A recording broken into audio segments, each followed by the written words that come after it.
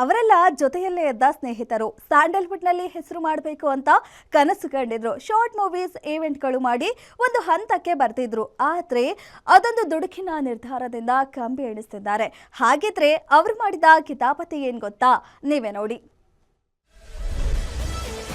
Sandalwood director kidnap ಕಹಾನಿ.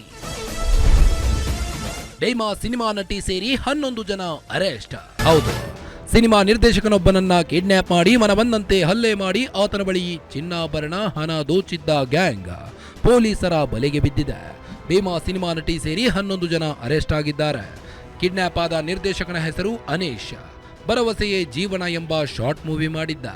ಈತನ ಜೊತೆ ಒಂದು ತಂಡವೂ ಇತ್ತು. ಎಲ್ಲರಿಗೂ ಸಿನಿಮಾ ಮಾಡಬೇಕು, ಫೇಮ್ ಗಳಿಸಿಕೊಳ್ಬೇಕು ಅಂತ ಆಸೆ ಇತ್ತು. ಜೀವನದ ಭಾಷೆ ಎಂಬ ಸಿನಿಮಾವನ್ನ ಕೂಡ ಶುರು ಮಾಡಿದ್ರು.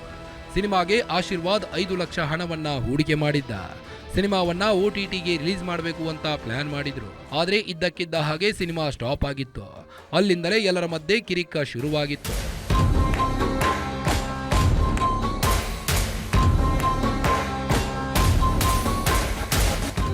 ಸಿನಿಮಾ ನಿಂತಿದ್ದು ಎಲ್ಲರಿಗೂ ಬೇಸರ ತಂದಿತ್ತು.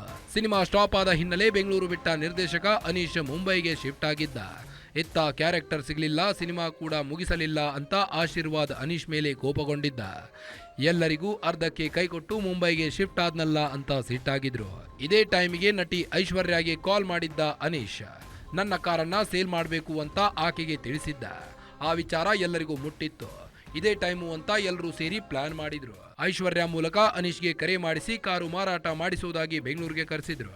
ಆಡುಗೋಡಿ ಠಾಣೆ ವ್ಯಾಪ್ತಿಯ ಒಂದು ಜಾಗಕ್ಕೆ ಕರೆಸಿದ್ದ ಆರೋಪಿಗಳು ಆತನನ್ನ ಕಿಡ್ನ್ಯಾಪ್ ಮಾಡಿ ಬ್ಯಾಡರಹಳ್ಳಿಗೆ ಕರೆದೊಯ್ದು ಕೂಡಾಕಿ ಹಲ್ಲೆ ಮಾಡಿ ಅನೀಶ್ ಮೈ ಮೇಲಿದ್ದ ಚಿನ್ನಾಭರಣ ಹಾಗೂ ಹಣ ದೋಚಿದ್ರು.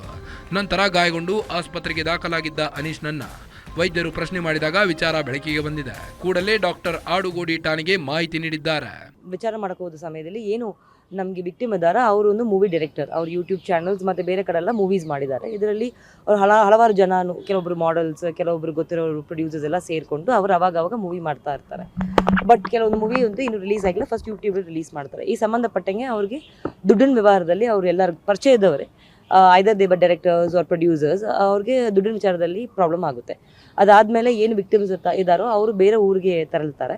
ಸ್ವಲ್ಪ ಮಧ್ಯದಲ್ಲಿ ದುಡ್ಡು ಕೇಳೋ ವಿಚಾರದಲ್ಲಿ ಅವರಿಬ್ಬರಿಗೂ ಗಲಾಟೆ ಆಗುತ್ತೆ. ತಿರ್ಗಾ ಇನ್ನೊಬ್ರು ಮಾಡೆಲ್ ಇರ್ತಾರೆ, ಅವ್ರು ಕರ್ಕೊಂಡು ಅವ್ರನ್ನು ಕರೆಸಿ ಅವ್ರಿಗೆ ಕರೆಸ್ತಾರೆ. ಅವ್ರಿಗೆ ಒಂದು ನೆಪದಲ್ಲಿ ಬೆಂಗಳೂರಿಗೆ ಕರೆಸ್ತಾರೆ.